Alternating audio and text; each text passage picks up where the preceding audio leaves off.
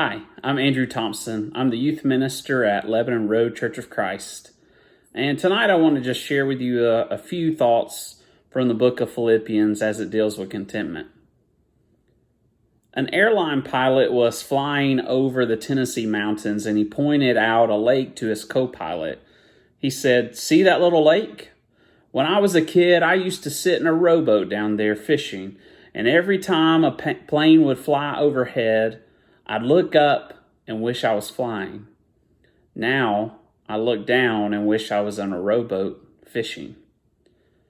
Contentment can be an elusive pursuit. We go after things that we think will make us happy only to find out that it didn't work. In fact, we were probably happier before we went on that quest. It's like the story of two teardrops floating down the river of life.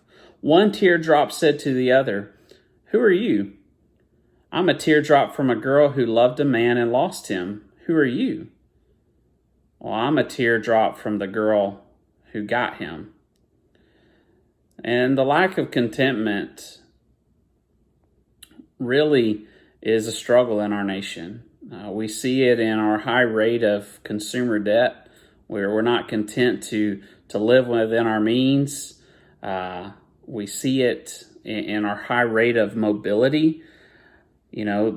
People are moving, not staying in the same address for more than 5 years. We're always on the move, looking for a better house, a better job, better place to live, raise a family, better place to retire. And some of the moves are demanded by the need for decent jobs, but some of it is fueled by this discontent that we think will be satisfied when we find the right living situation, but we never quite get there.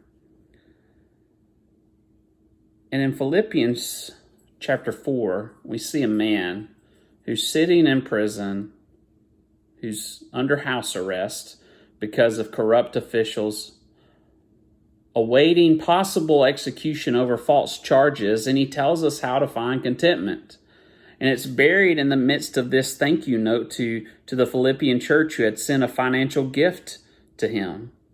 It's a guy that we know by the name of Paul. And Paul was no stranger to affliction. He was no stranger to being put in negative situations. But yet he reminds us and tells us the secret to contentment. So let's read real quickly Philippians chapter 4, verses 10 through 13. "I rejoiced in the Lord greatly that now at length you have revived your concern for me. You were indeed concerned for me, but you had no opportunity. Not that I am speaking of being in need, for I have learned in whatever situation I am to be content.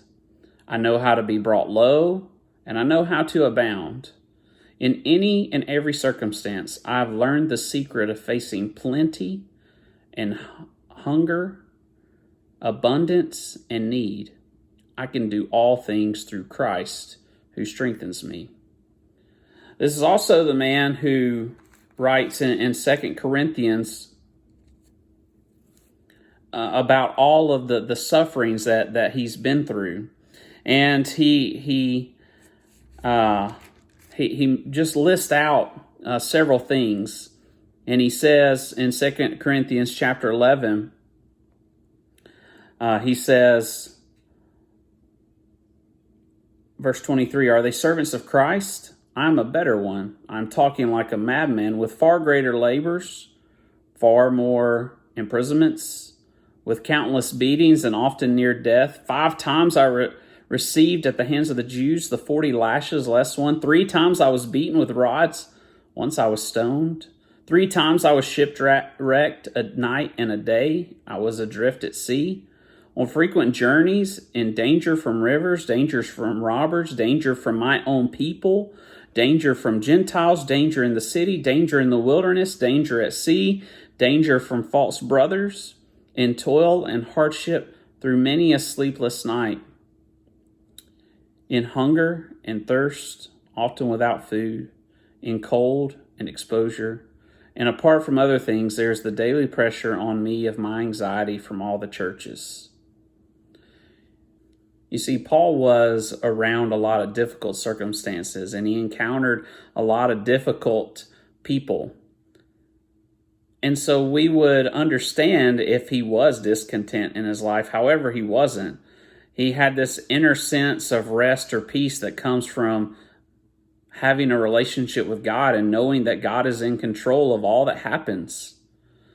It's something that during these times we should strive for and understand that God is in control. God is right there with us.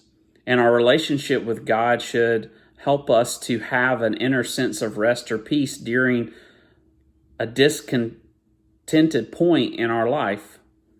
Paul was also the guy who in chapter 1 of this same book, Philippians, wrote about people proclaiming the gospel. And he said there's people proclaiming in love, but there's also people who are proclaiming out of rivalry and selfishness and envy. But he says, but Christ is being proclaimed. And that's a great thing. That's an awesome thing. He found the positives even in a terrible situation. He was content. It's why Paul can write in Philippians 13 that I gain my strength through Jesus Christ. You see, his contentment was found in his relationship with God. The secret of the contentment that we see from Paul is because he drew his strength from the one who gives us everlasting peace, everlasting strength. That's Jesus Christ. And so I want you to consider your life. Are you content? What's in your life that's causing you to be discontent? How is your relationship with God? How is your relationship with the Savior, Jesus Christ?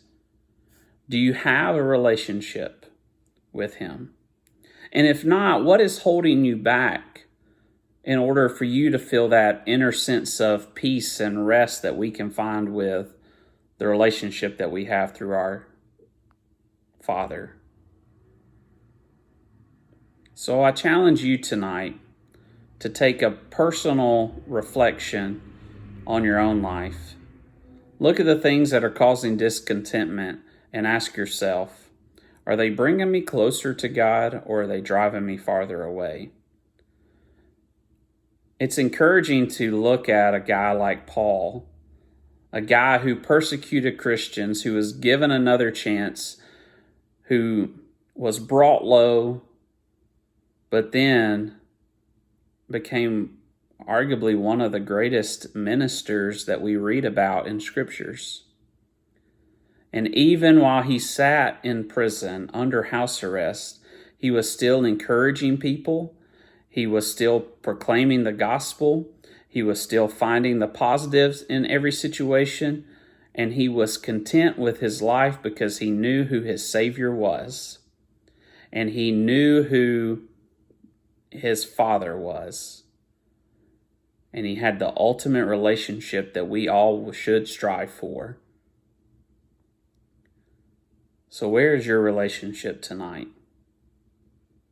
Where does your contentment lie? If you're living in the world, you're never going to be happy. You're never going to be at peace. You're never going to be at rest.